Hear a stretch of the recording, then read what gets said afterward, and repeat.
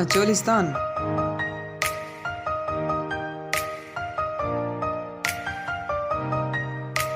और अहमदपुर सिटी से इसका डिस्टेंस अभी देख लेते हैं। So it's 49. Here we go.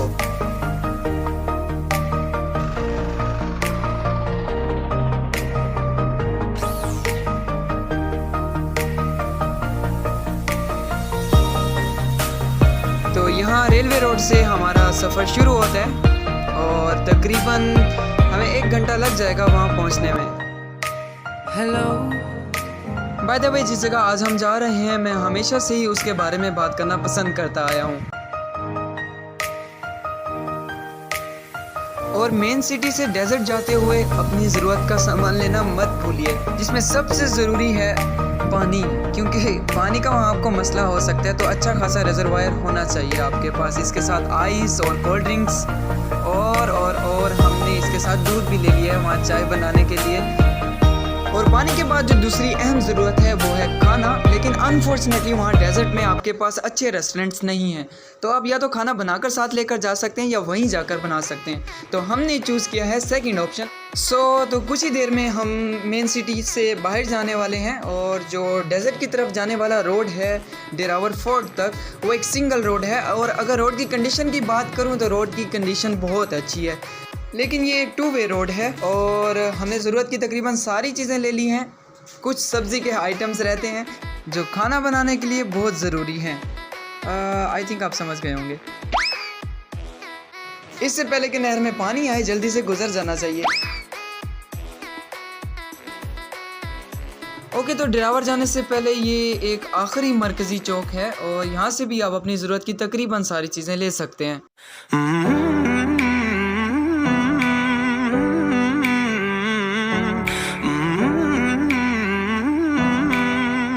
सालन तो बना सकते हैं, लेकिन अच्छी रोटी बनाना थोड़ा मुश्किल होता है, तो इसलिए हम रोटियां बनी बनाई लेकर जाना पसंद करेंगे। शाहजी ने एक रोटी बनाने की कोशिश की है, लेकिन स्टिल हमें बाकी रोटियां होटल वाले से ही लेनी पड़ी।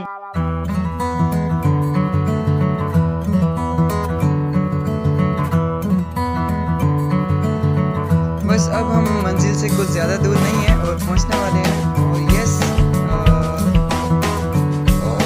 मारना नहीं चाचा, मारना बिल्कुल नहीं, समझ रहे हो ना?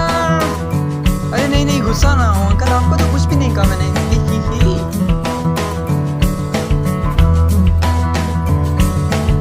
तो टनटना, तो ये वो पॉइंट है जहाँ से दूर से ही आपको किले की बड़ी बड़ी दीवारें नजर आना शुरू हो जाती हैं।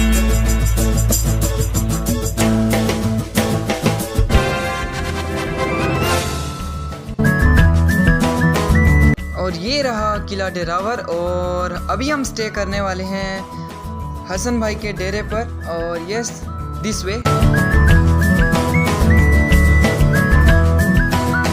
ओके, तो लंबा सफ़र यहाँ ख़त्म होता है। वैसे कुछ ज़्यादा लंबा नहीं था। और वैसे इस डेरे की सबसे अच्छी बात मुझे ये लगती है कि यहाँ से किले को और जो शाही मस्जिद है आसानी से देख सकता हूँ, क्योंकि वो इसके बिल्कुल पास हैं। इस लंबे सफ़र के बाद आइस और एक स्टिंग एक परफेक्ट मैच रहेगा।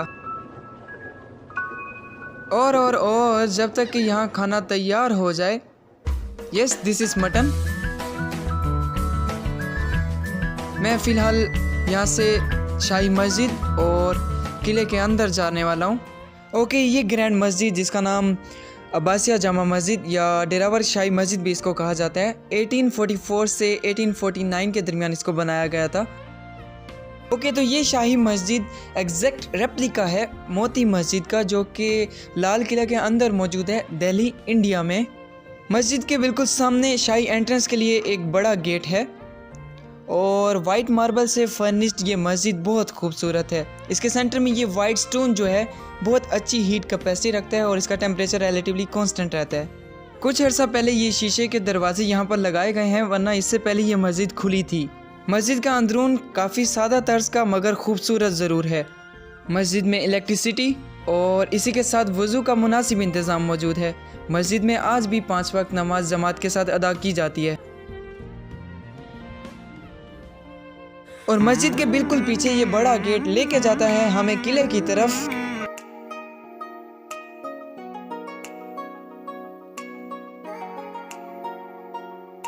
तो इस वक्त मैं किले के मरकज़ी गेट के सामने मौजूद हूँ।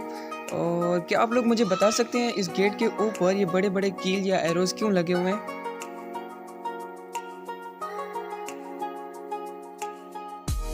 अगर मैं कहूँ कि ये किला 1000 साल से भी ज़्यादा पुराना है तो ये गलत नहीं होगा, क्योंकि ये 9th सेंचुरी में राय राजा जो कि राजस्थान इंडिया से आए थे उनके लिए बनाया गया था। लेटर ऑन 1732 में नवाब सर सादिक मोहम्मद खान फर्स्ट जो कि बहावलपुर के नवाब थे, उन्होंने इसको कैप्चर किया और इसकी जो मौजूदा हालत है इसको कंस्ट्रक्ट किया था 1947 तक। मैं हमेशा सोचा करता था कि एक किंग्समैन डेजर्ट में जाकर अपना कैस्टल क्यों बनाएगा, क्यों? इसकी वजह ये जगह है, नहीं समझ आई, क्योंकि यहाँ पर दरियाए हकड़ा बहता था जो कि इस स्टेट की एग्रीकल्चर एंड ड्रिंकिंग डिमांड के लिए किला बनाने के लिए एक सफिशिएंट काज था। किले के अंदर रॉयल फैमिली मेंबर्स के लिए अलग से रूम्स थे।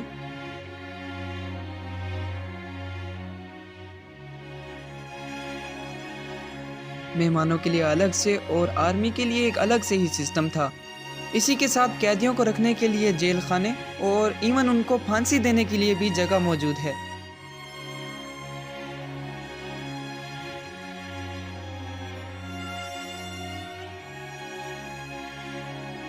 किले की सबसे इंटरेस्टिंग बात इसके तह खानों में है, जहाँ पर रेल का एक पूरा सिस्टम था जो कि इस किला डेरावर को इस चोलिस्तान के बाकी किलों से मिलाता था और यहाँ से तकरीबन 50 किलोमीटर दूर सादिकगढ़ पैलेस तक भी वो जाया करता था।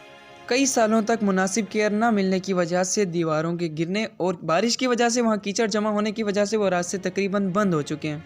अब तो शायद आप उन टनल्स में 50 मीटर्स का भी डिस्टेंस तय ना कर पाएँ। मुझे याद है जब मैं बचपन में यहाँ आया था तो यहाँ पर 2 तोप मौजूद थी। इनमें से एक बहावलपुर सिटी के एक मेन चौक की जीनत बन चुकी है।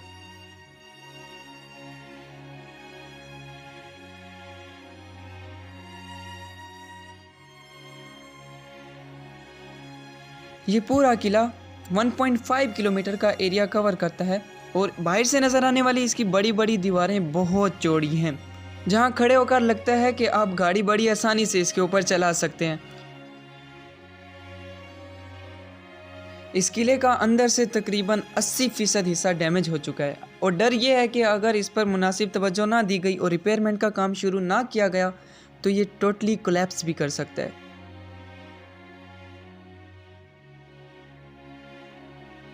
इसकी रिपेयरमेंट के लिए बातें और प्रोजेक्ट्स तो बहुत बनाए गए हैं, लेकिन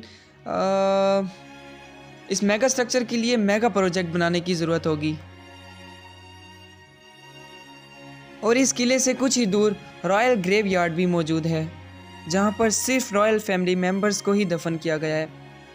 ये चोलिस्तान यहाँ पर हर साल मुनक्किद होने वाली चोलिस्तान जीप रैली के लिए बहुत फेमस है। ये इवेंट हर साल फरवरी में यहाँ पर होता है और मुल्क भर से हज़ारों लोग यहाँ पर इस इवेंट को एंजॉय करने के लिए आते हैं। इस किले की रिपेयरमेंट का काम हो तो रहा है, लेकिन ये आटे में नमक के बराबर होगा। ये किला आज भी किसी मेगा प्रोजेक्ट के इंतज़ार में है।